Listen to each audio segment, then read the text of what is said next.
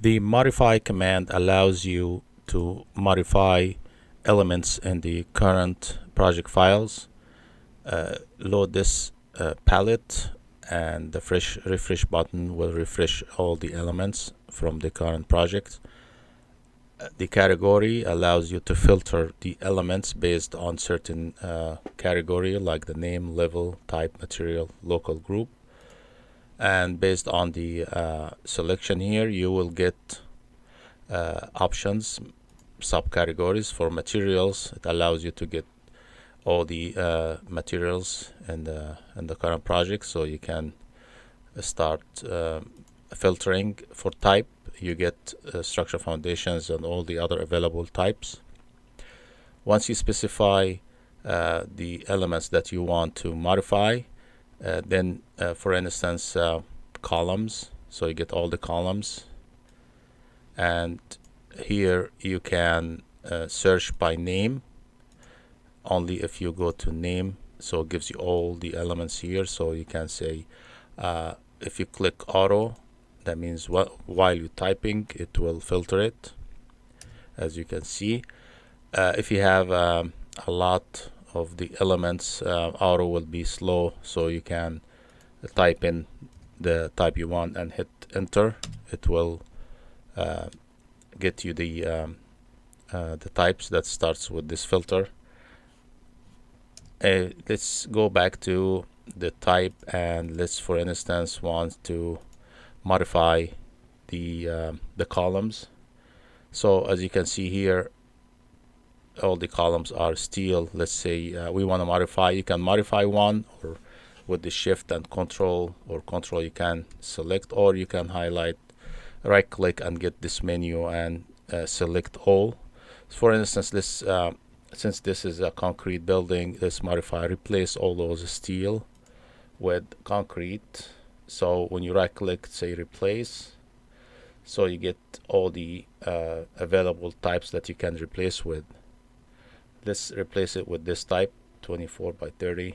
Hit OK, and it will replace all the steel columns. So you can see here it replacing them. Let's try another one.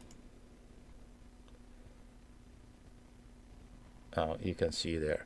So we replaced all of them, or you can highlight, as I said before, as many, one or more, and you can replace them. So this is one option you can replace. Another option is to modify based on the type you highlight. It will give you options.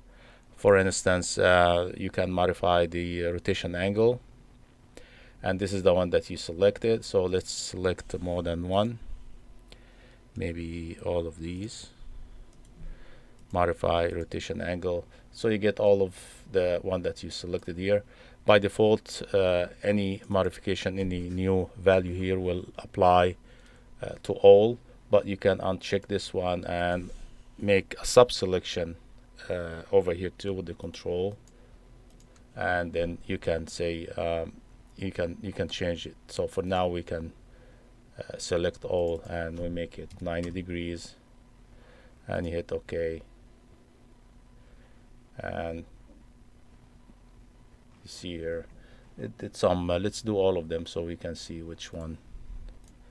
So select all, rotation angle 90 degrees, and you can see it rotate them. The other option, rotation, the other option is X offset and height. You want to change all the other ones. I'm not gonna go through all of them, but you can experiment yourself.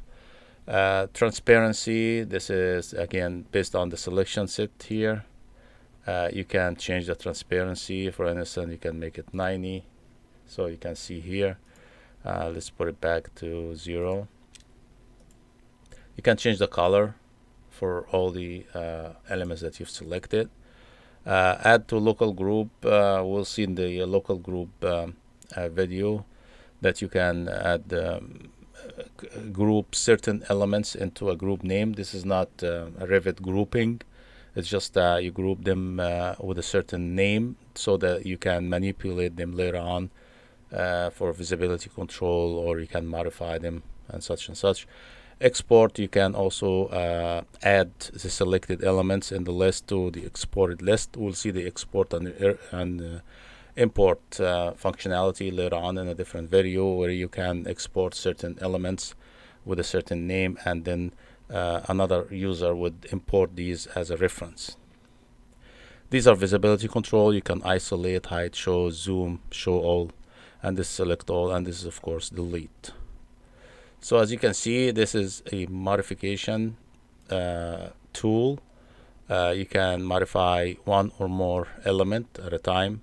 There's a type filter here, and this is the local group too. If you assign certain elements to a local group, it will show here the group names.